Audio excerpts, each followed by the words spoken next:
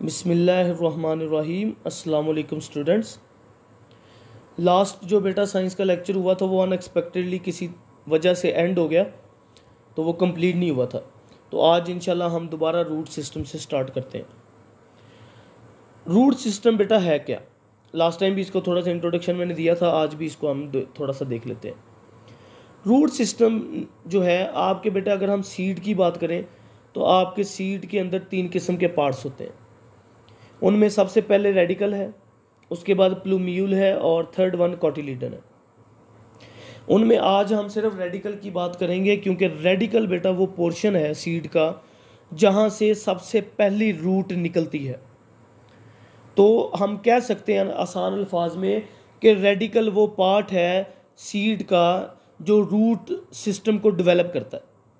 अब root system के अंदर 3 चीज़ें होती हैं: primary root, secondary root and root hairs. Primary और सेकेंडरी रूट को हम स्टडी करते हैं। पहले हम रूट हेयर्स को ज़रा थोड़ा सा देख लें। रूट हेयर्स बेटा छोटे छोटे थ्रेड लाइक स्ट्रक्चर्स होते हैं जो कि रूट से निकलते हैं, बड़ी वाली रूट से, जो आपकी प्राइमरी रूट है उसके अंदर से निकलते हैं और फैलते जाते हैं। इनके फैलने से होता क्या है कि प्लांट के लिए सरफेस एरिया बढ़ जाता है। अब सरफेस एरिया बढ़ाना क्यों है प्लांट ने? सरफेस एरिया प्लांट इसलिए बढ़ाता है ताकि जितना भी पानी और मिनरल्स मिट्टी के अंदर मौजूद हैं उन सारों को, उस सारे पानी को या मिनरल्स को आसानी से एब्जॉर्ब किया जा सके। इस वजह से रूट सिस्टम जो है वो रूट हेयर्स को डेवलप करता है, ताकि रूट हेयर्स तंग तंग जगहों पर चले जाते हैं। तो उन जगहों पर अगर कोई पानी का कतरा, कोई मालिक्यूल मौजूद है या कोई मिनरल मौजूद है तो उसको आसानी से एब्जॉर्ब किया जा सके। अब प्राइमरी रूट और सेकेंडरी रूट क्या होती है? जो बेटा सबसे पहली रूट सीड से निकलती है और वो ग्रो करती चलती है, उसको जो टॉप रूट हम उसे कहते हैं, that is primary root. That is primary root. उसी प्राइमरी रूट के अंदर से अगर ब्रांचेस निकलती हैं, बड़ी वाली ब्रांचेस, मतलब अगर रूट आपने कभी देखी हो तो एक बड़ी रूट होती है जो नीचे की तरफ जाती रहती है, उसके अंदर से फिर ब्रांचेस निकलती हैं, बड़ी वाली ब्रांचेस, उससे हम सेकेंडरी रूट के नाम से जानते हैं। अब कुछ प्लांट्स बेटा आपके पास ऐसे हैं जिनकी रूट्स जब मेच्योर होती हैं तो उनके ऊपर एक तह चढ़ जाती है, एक थिक कवरिंग आ जाती है जिसे हम बार्क कहते हैं। स्टेम के ऊपर आपने देखी होगी, क्योंकि स्टेम बाहर होता है, उसके ऊपर वो जो लकड़ी के ऊपर वो बार्क चढ़ी होती है, आपने देखा होगा। तो वो क्या है? वो थिक कवरिंग है, ठीक है। उस बार्क का काम क्या होता है? ताकि इनर स्ट्रक्चर को प्रोटेक्ट किया जा सके, रूट के अंदर वाली जो चीज़ें हैं उनको प्रोटेक्ट करना, ये बार्क का काम है, ठीक है। उसके बाद जो प्राइमरी रूट आपकी जिस जगह पर ख़त्म होती जाकर, उसे हम हार्ड टिप कहते हैं, रूट की हार्ड टिप, या उसे नाम बोल सकते हैं रूट कैप।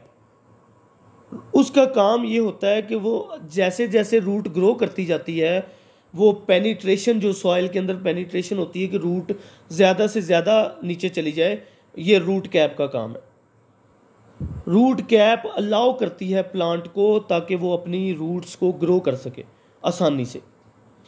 अब रूट के 2 पर्पज़ है, ठीक है। रूट करती क्या है, मतलब रूट का ऐसा क्या फ़ायदा है प्लांट को जो रूट है?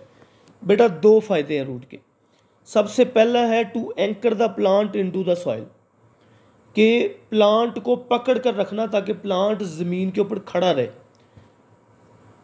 जैसे आपने शिप नहीं देखे होंगे, जो समंदर में शिप चलते हैं, तो वो क्या करते हैं, अगर उन्हें शिप को कहीं रोकना हो, सहारा देना हो, तो वो एंकर इस्तेमाल करते हैं ताकि शिप रुक जाए। इसी तरह प्लांट्स भी रूट्स को इस्तेमाल करते हैं एज एंकर, ठीक है, ताकि प्लांट एक जगह पर खड़े रहे, मतलब स्ट्रांग रहे, गिर ना जाए। तो रूट क्या करती है? उसको एंकर करती है।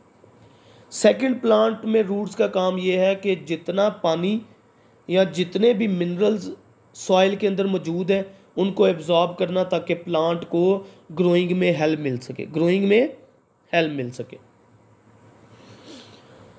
अगर रूट के कुछ छोटे से पार्ट को माइक्रोस्कोप के नीचे देखा जाए तो उसके बेटा 4 पार्ट्स आपको नज़र आएंगे।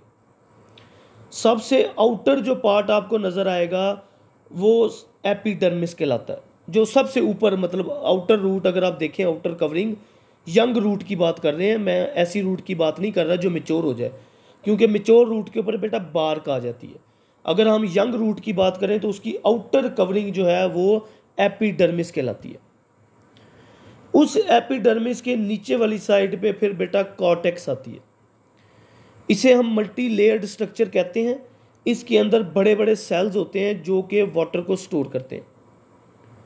दोबारा सुन लें, कॉर्टेक्स वो रीजन है जहाँ पर बड़े वाले सेल्स होते हैं प्लांट के विद एयर स्पेसिस, ये पानी को स्टोर करते हैं। जितना पानी सॉइल से एब्जॉर्ब होता है प्लांट की तरफ रूट में, उसको स्टोर करते हैं। फिर आता है बेटा एंडोडर्मिस। प्लांट के अंदर बेटा 2 टिश्यूज होते हैं, जाइलम और फ्लोएम। इन जाइलम और फ्लोएम के ऊपर वाली जो कवरिंग है, सिंगल लेयर ऑफ सेल्स, उसे हम एंडोडर्मिस के नाम से जानते हैं। इस एंडोडर्मिस का काम ये है कि जाइलम और फ्लोएम को सेव करना, उसको मतलब बचाना, ठीक है, उसको सपोर्ट देना, ताकि जाइलम और फ्लोएम अपना काम अच्छे तरीके से कर सके। ठीक हो गया। उसके बाद आपके पास जाइलम सेल है। जाइलम का काम क्या है? जाइलम बेटा वो सेल होते हैं जो वाटर को ट्रांसपोर्ट करते हैं पूरे प्लांट के अंदर। मतलब जैसे ही रूट एब्जॉर्ब करती है लिक्विड को, तो जाइलम क्या करता है, उसको ऊपर पत्तों तक पहुंचाता है, ताकि जितना भी पानी एब्जॉर्ब हुआ है वो पूरे प्लांट के अंदर बराबर तकसीम हो जाए। ये सारा काम है बेटा जाइलम का। इसी तरह आपके पास फ्लोएम है। जब बेटा फोटोसिंथेसिस होती है लीव में, तो वो फूड बनाता है, तो लेकिन उस फूड को सिर्फ उसने खुद तो नहीं इस्तेमाल करना, बाकी पार्ट को भी तो चाहिए, बाकी पूरे प्लांट को भी चाहिए। तो वो फ्लोएम क्या करता है, वो उस फूड को पत्तों से लेकर पूरे प्लांट के अंदर ट्रांसपोर्ट करता है, ताकि हर पार्ट को, प्लांट के हर पार्ट को खाना मिल सके, फूड मिल सके, और वो अपने मुख्तलिफ़ किस्म के प्रोसेसेस परफॉर्म कर सके। तो आज के लिए हम यहाँ पर लेक्चर एंड करते हैं। तो आज का आपका होमवर्क और पिछले लेक्चर का भी, दोनों का होमवर्क मैं आज ही आपको देने लगा हूँ।